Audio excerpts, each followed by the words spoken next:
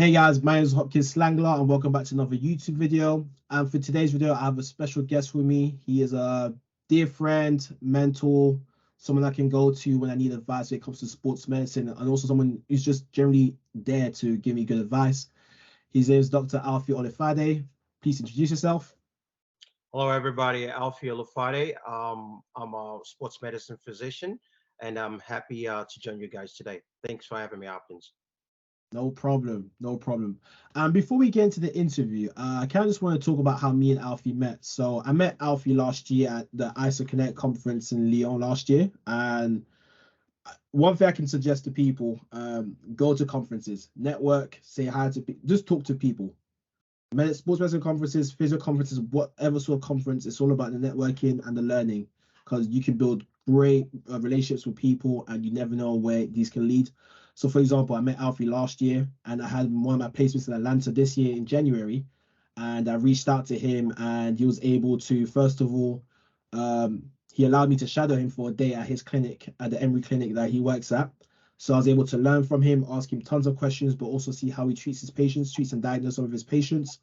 Went to a few NBA games, G League games, college basketball games, but also just in terms of him giving me the opportunity to talk to professionals that work in the NBA and just network with them basically. So I really thank you so much for that. And also thank you for helping me have a great time in Atlanta, to show me the city, advice and stuff.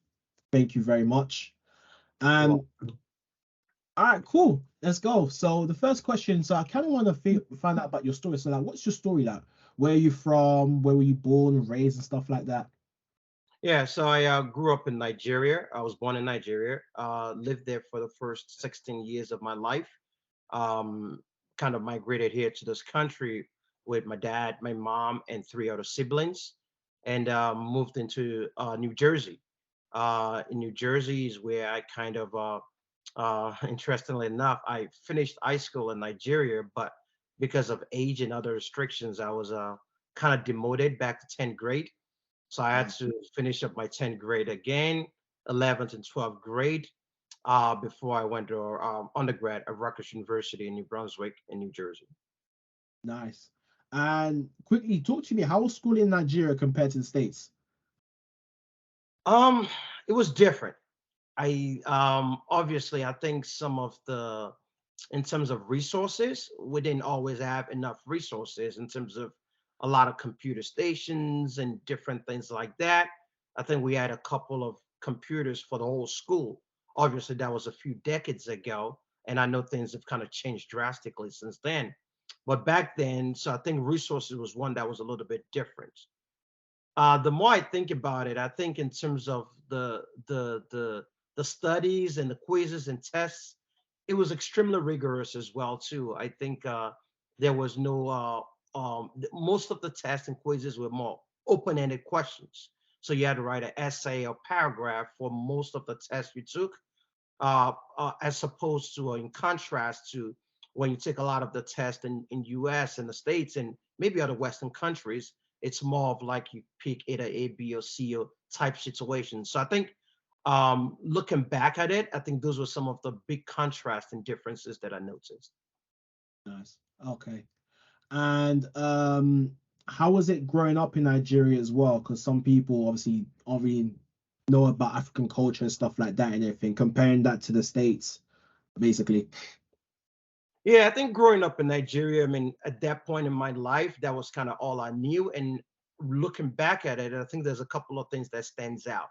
I think Yeah. growing up in Nigeria, I think my parents were very, very, very supportive and pushed for academic success and making sure you do what you enjoy.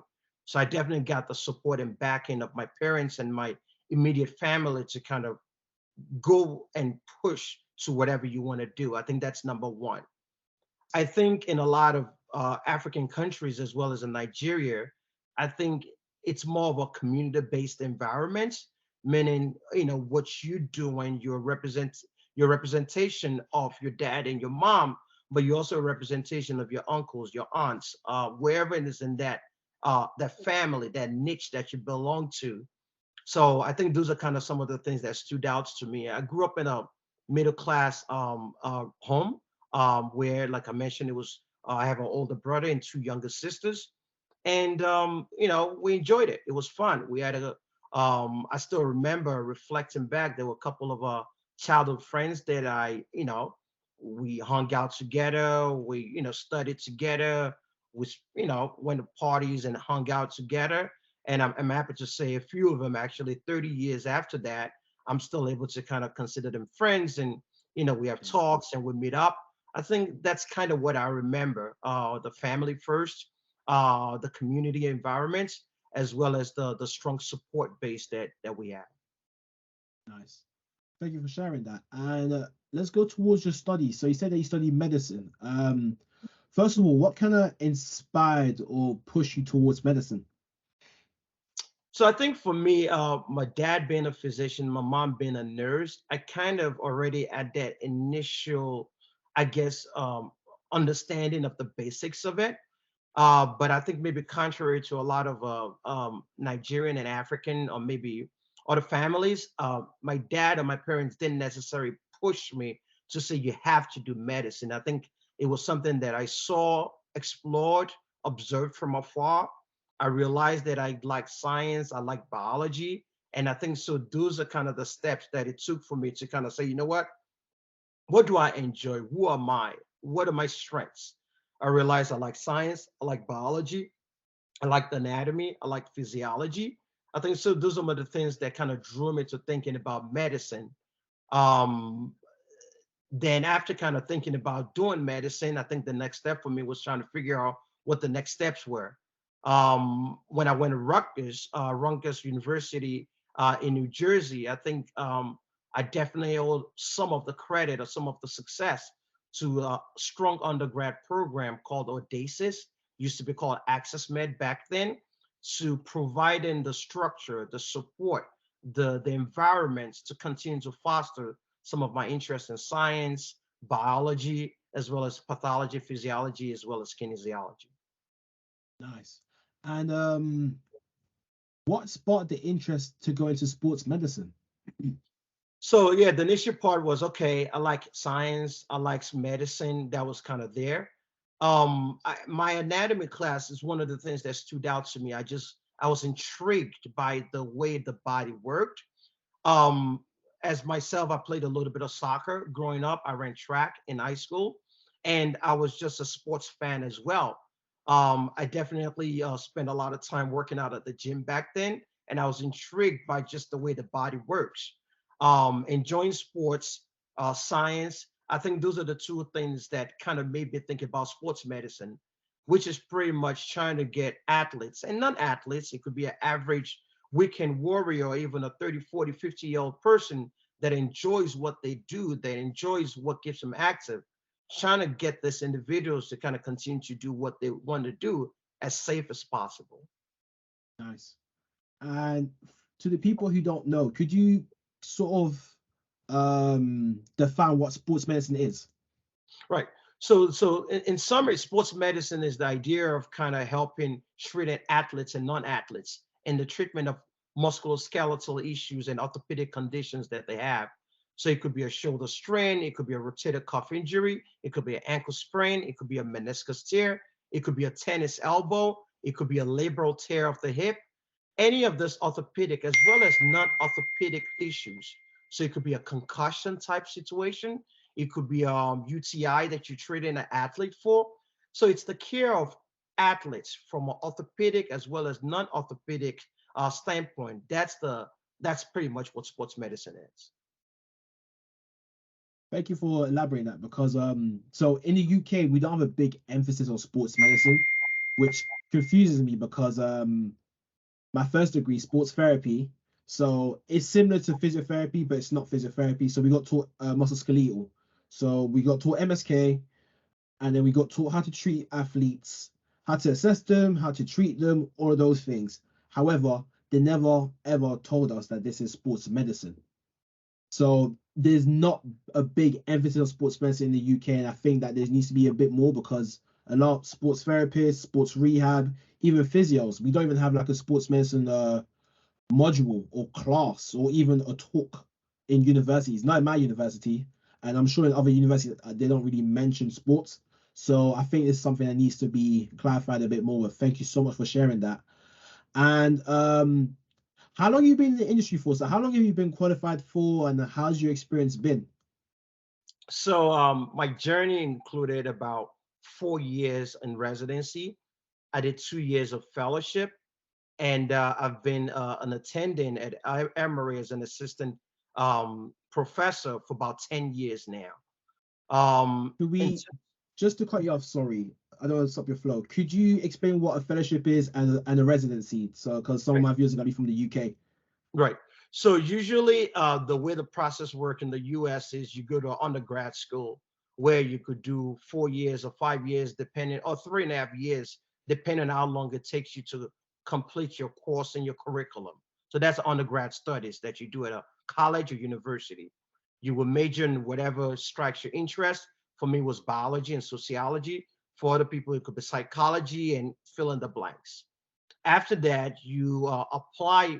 You took the MCATs, and when you take the MCATs in undergrad, you get accepted into a medical school. Medical school, for the most part, usually is 4 years. Every now and then, an individual might want to get a PhD or MBA, Masters in Business Administration, and so the 4 years can be a little bit longer, but most of the times it'll be 4 years. And after you finish the medical school, that's when you look into what specialty you want to go into. The residency training usually could vary as from as little as 3 years to as much as 7 years, depending on what specialty you do. And after medical school, that's when you considered a medical doctor. Or in US, a lot of doctors are doctors of osteopathic medicine or DOs. The residencies where you kind of get the background, bread and butter information of what you choose to do. And if you want to do a specialization or higher training, that's where you kind of go into fellowship. So for me, I went into sports medicine for my fellowship, understanding that I wanted to kind of own a little bit more knowledge. It could be ultrasound use, it could be orthobiologic, it could be sideline management of athletes. I wanted to kind of um, um, fine tune my expertise. And so that's the reason to do a fellowship after a residency. Nice, nice. Thank you. And I remember I cut you off when you're talking about Emory. You started talking about Emory. That is correct. So I've been at Emory for about 10 years now. It's been great. I think Emory as an institution, as big as the institution is, having so many other aspects, has kind of allowed me to do and flourish in a lot of what I want to do, starting from research to mentoring to clinical care to collaboration with colleagues inside and outside of Georgia and inside and outside the country. Perfect. And since you've been qualified, have you had like any challenges, like any hurdles that you had to overcome?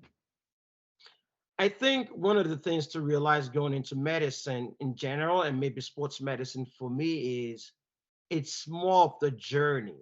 I think initially I probably failed to understand the journey and was in a rush to get to the destination. So with that said, during the journey, there's going to be several trials and tribulation and obstacles that you're going to have to face. I think some of it could be as little as, working with the challenges that you have at healthcare. I think the way healthcare is practiced in different parts of the world is different, to understanding and learning your role as a team player, depending on what kind of team you work with, to understanding, a lot of times, if you want to do a patient care, there's some things and some obstacles that could be in your way of providing the best care for your patients, but just being steadfast with your decision to help the patients and understanding that you might have to go through certain more hurdles, but kind of getting it accomplished. Understanding that not always when you're on a table in a group, not always that everybody on the table are going to agree with your ideas, but just trying to figure out ways to be able to kind of explain to them why your idea makes sense. And, in certain circumstances, just being able to kind of push a little bit harder and being a little bit patient when you have to. Nice. Thank you for sharing that. And I know we haven't discussed in terms of you do some professional work as well with a few professional teams. Could you expand more on that? Yes, I'm one of the team physicians for US Soccer. In that role, for the past 6, 7 years that I've been involved, I go and travel with them to international tournaments and friendlies that might have in different places around the world: Dubai, Spain, France, South America, and a few other countries around the world. When I go there as the physician, my role is to provide medical care for the athletes, the coaches, and the rest of the staff that goes with us. That could be from treating a cold, to treating a rash, to treating an ankle sprain, to treating a shoulder dislocation or rib fracture, the wide range of things that we do, or even having conversations about sleep and rest and nutrition and things like that. In addition to that, I'm one of the team physicians for Atlanta Hawks.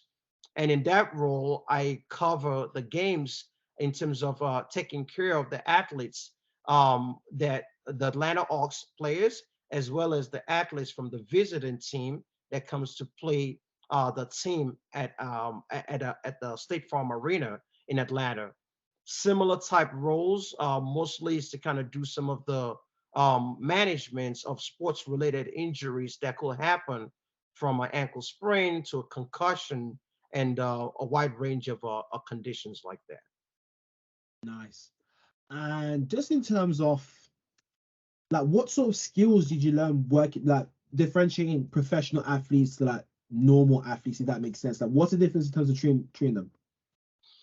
I think when you're treating professional athletes, I think there are several things to keep in mind. The reality is there's a lot at stake because a lot of these guys, they've worked their way and they've spent a lot of time to get to where they want to. So I think the first is the chance and consequences of mistakes are a little bit higher. I think when you're working with those athletes, I think you're understanding that there's a player, but there's a team around the player. There's a player, there's a coach, there's the agents, there's athletic trainer, there's a therapist. There are other business components of it. Just understanding your role and understanding where you could make comments and recommendations, and when it's not, being careful in terms of making prognosis, in terms of return to play, just having a better understanding of that and giving a range, a window of different, timeline. I think those are some of the things that are a little bit different from a professional athlete versus like a weekend warrior. Those are some of the things that I think. Mm. And do you have any advice in terms for people who want to go into working in a professional setting in terms of how to get there, expectations, but also like the last bit of advice you just shared in terms of being careful in your prognosis and how you treat them?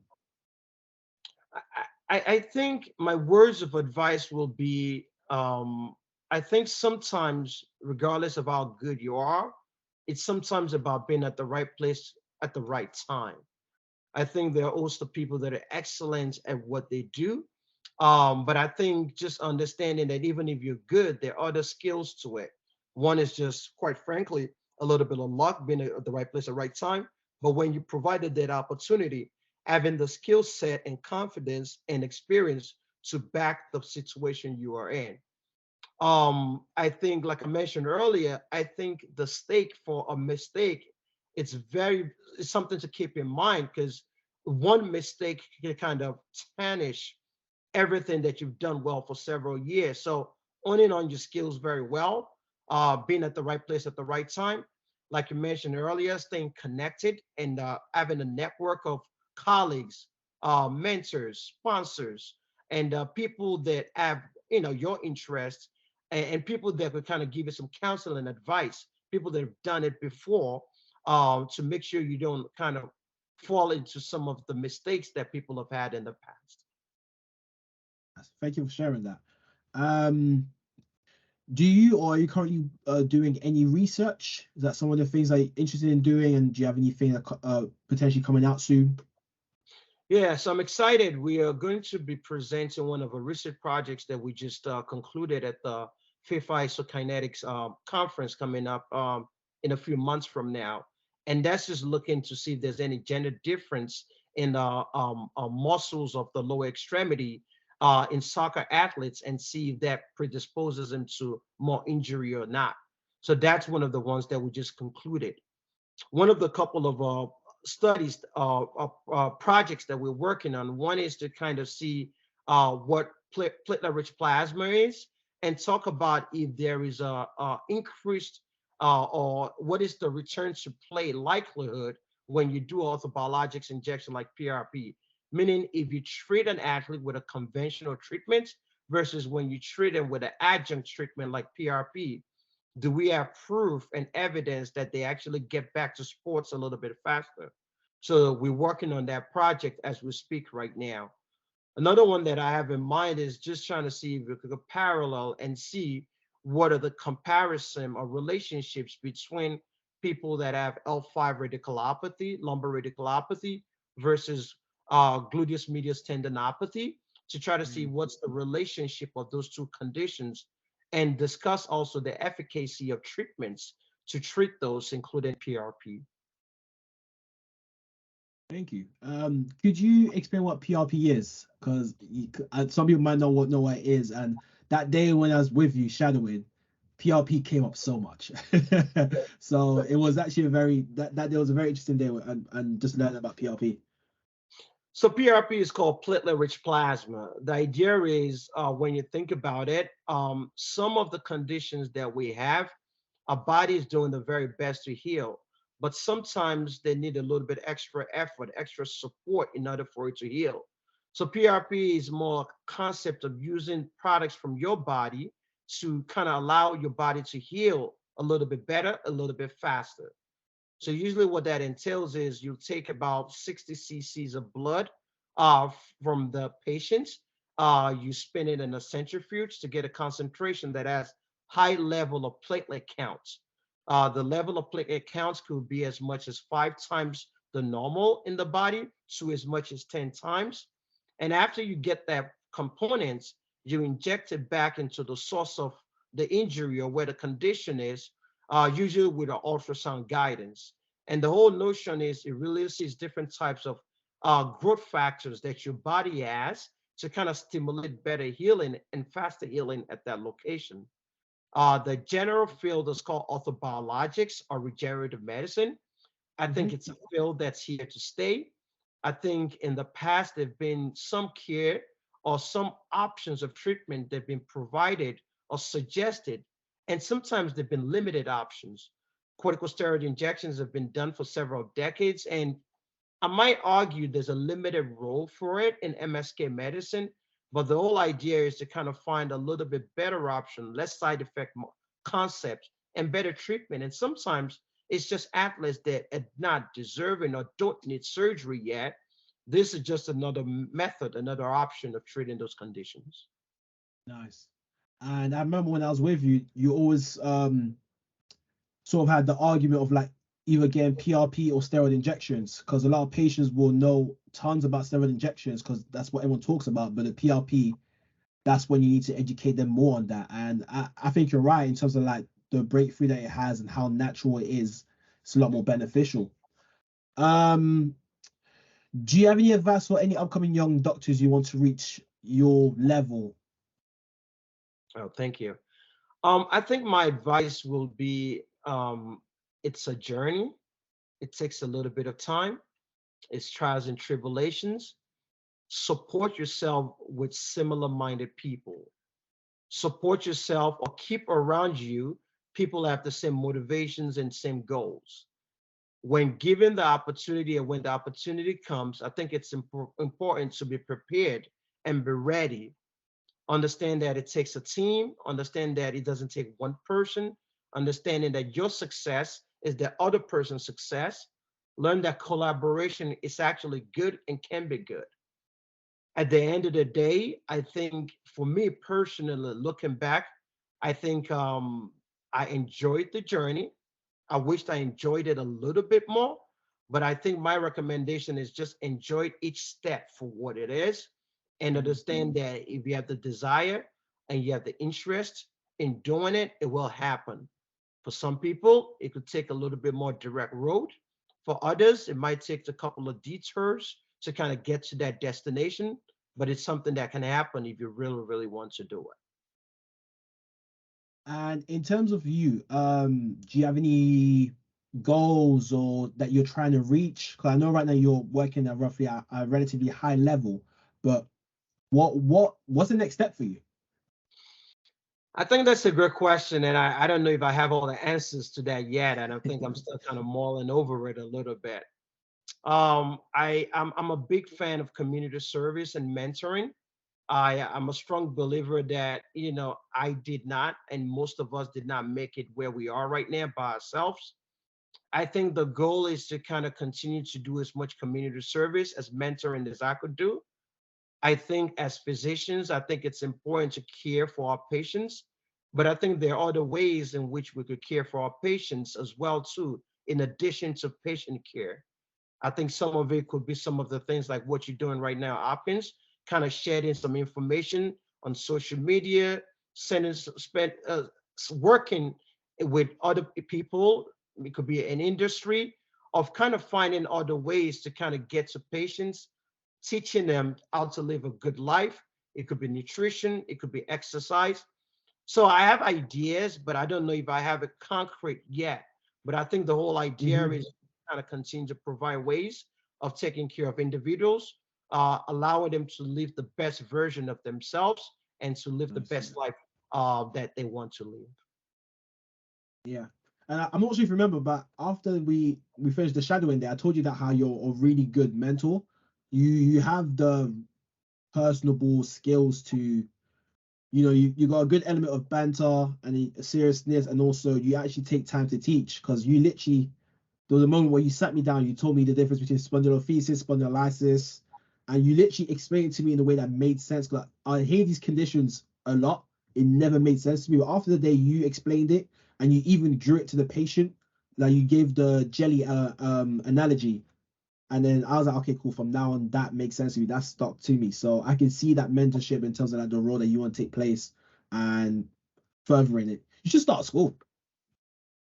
Thank You you. should legit Thank start school. Like literally, like that's something you could potentially do. I mean, especially like on social media and stuff like that. But we could discuss that a bit further. And do you have you. any advice for young black doctors who are trying to operate in the space as well?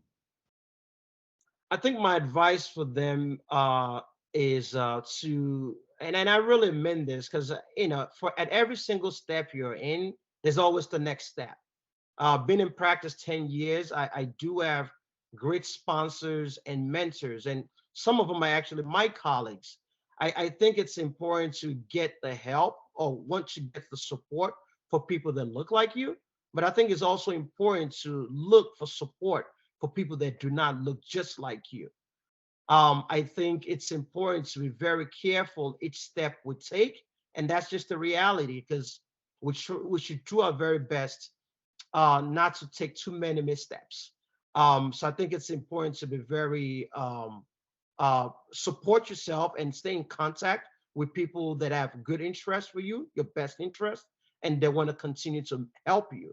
I think just being careful at each step and just because understanding that sometimes it takes one or two things that we do wrong to kind of take us the wrong direction. So I think just being more cautious is would be what I would say. Understanding that we need a lot of people that look like us in this field. I think the numbers is still about 5 to 6% in the U.S. Are African American physicians. I think in certain specialties, the numbers are even extremely lower, so they're not always proportionate.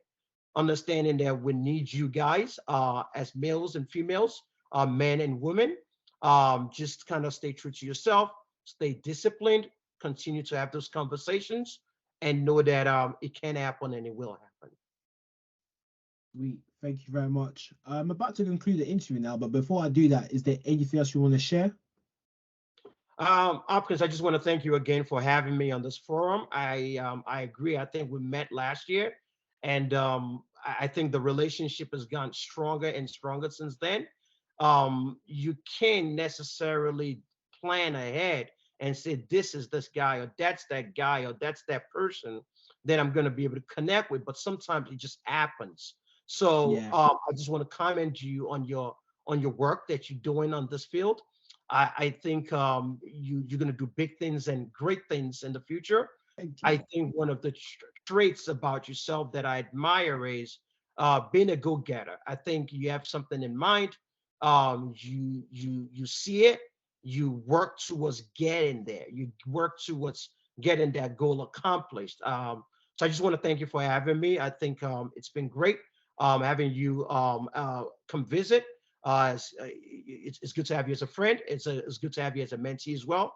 And we'll look forward to I look forward to continue to do good things with you and some of your other colleagues around. Appreciate you, sir. Thank you very much. Boom. Sweet.